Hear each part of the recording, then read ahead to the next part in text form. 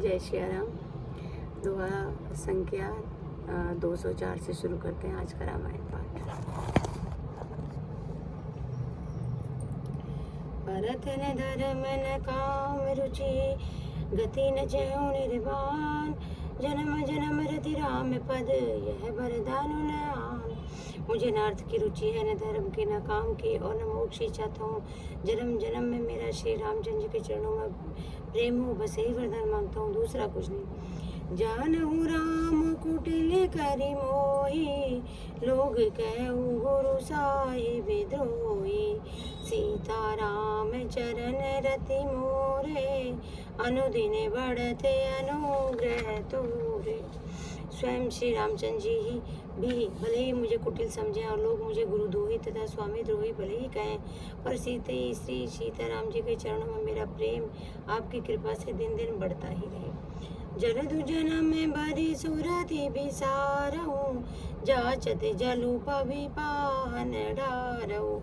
चाहत कुरट निगटे घटी जाई, बड़े प्रेम सब भांति भलाई। मेघ चाहे जन्म भर चातक की सुधि बुला दे, और जग मालने पर भी वह चाहे वज्र और पत्थर ओले ही गिरावे, पर चातक की रटन घटने से तो उसकी बात ही घट जाएगी, प्रतिष्ठा ही नष्ट हो जाएगी उसकी, तो प्रेम बढ़ाने में ही सब तरह से भलाई। कनक ही बान चढ़ई जिमिदाहे, तिमि प्रियतम पद नेम निबाहे। भरते बचन सुनि माज त्रिवेणी, भई मृदुबानी सुमंगल देनी। जैसे तपने से सोने पर आप चमक आ जाती है, वैसे प्रीतम के चरणों में प्रेम का नियम निभाने से प्रेमी सेवक का गौरव बढ़ जाता है। भरत जी के वचन सुनकर बीच त्रिवेणी से सुंदर मंगल देने वाली कोमल वाणी प्रकट हुई। ताति भरत तुम सब विधि साधु, राम चरण अनुराग अगाधु। बाधि गलानि करहु मन माही, तुम समय राम ही कोई प्रिय नाही। हे तात भरत, तुम सब प्रकार से साधु हो, श्री रामचंद्र जी के चरणों में तुम्हारा अथाह प्रेम है, तुम व्यर्थ में ही मन में ग्लानि कर रहे हो। श्री रामचंद्र जी को तुम्हारे समान प्रिय कोई नहीं है।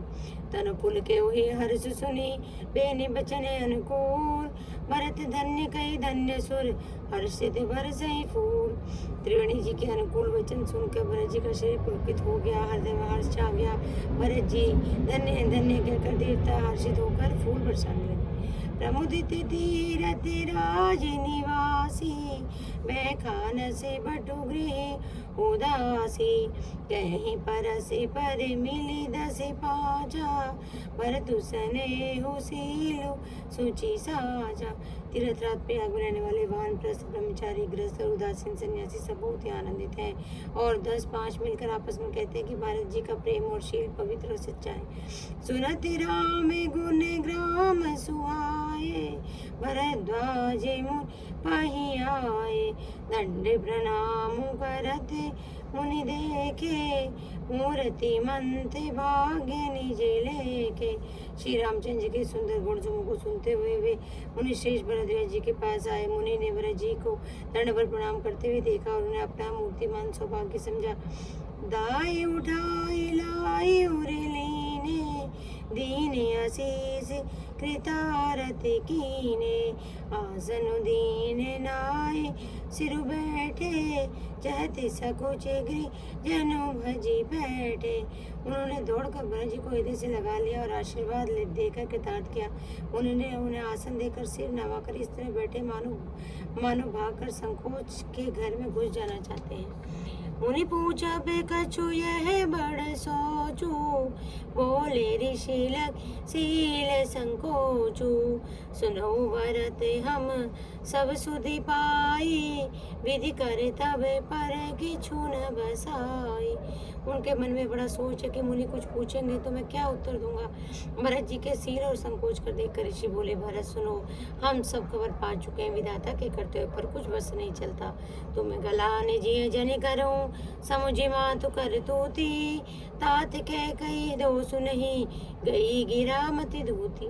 माता की करतूत को समझकर याद करके तुम हृदय में ग्लानि मत करो। हे तात कह कही का कोई दोष नहीं है, उसकी बुद्धि तो सरस्वती बिगाड़ गई थी। जय श्री राम, जय श्री राम। आज की कथा यहीं पे विश्राम।